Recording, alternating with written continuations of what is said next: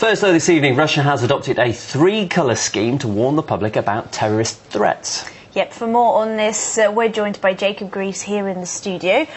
Jacob, it's good to see you. Can you tell us what this code looks like first? Well, sure. Well, I think we actually have it probably in a second or two. We already gave a snippet preview when we were just sort of introducing the programme. Yeah. Let's have a look. So here it is. So, OK, we've got three different tiers designated by different colours. So blue, heightened threat level. Now, this will be introduced when there's been reports of a terrorist attack. Then we've got the next one up, that's yellow, a high threat level, and that's going to be when those reports have been confirmed, and then critical threat levels when they've been pinpointed in exact time and place, or an attack has already actually occurred. Now, actually, information on how to deal with each one of these threat levels will be sent to every ministry, every department and security agency within Russia. It'll be a classified document, and they're only to open it when such an event actually takes place.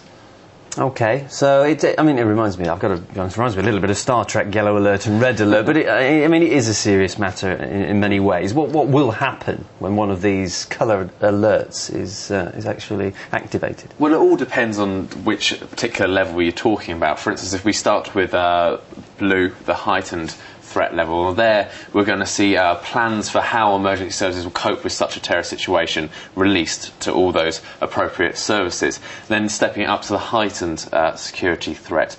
Now then you see vital infrastructure, increased security put in place like that, and also all pipelines, they'll be checked to see if there's been any security breaches. And then for critical levels, then you see around-the-clock coverage by emergency services. You see the troops and around the country raised, and the level raised of awareness, and also the public would be notified, probably most importantly.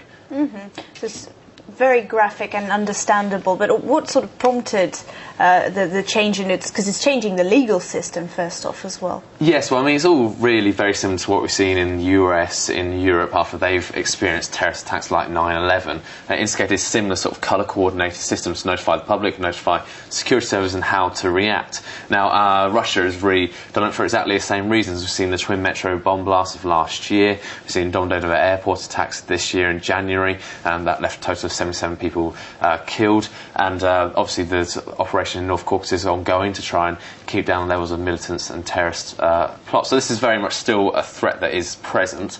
So it's an attempt to really try and coordinate it in the future, make sure that people are better notified how to respond and act. And also with the Domodedovo airport attacks, we saw in that instance that there was really a blame game going on there, that you had the transport police levelling blame against the airport security. They want to avoid that. You want a more centralised command structure like you have in the US and the UK at present.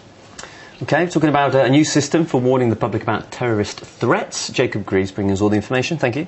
Thank you very much.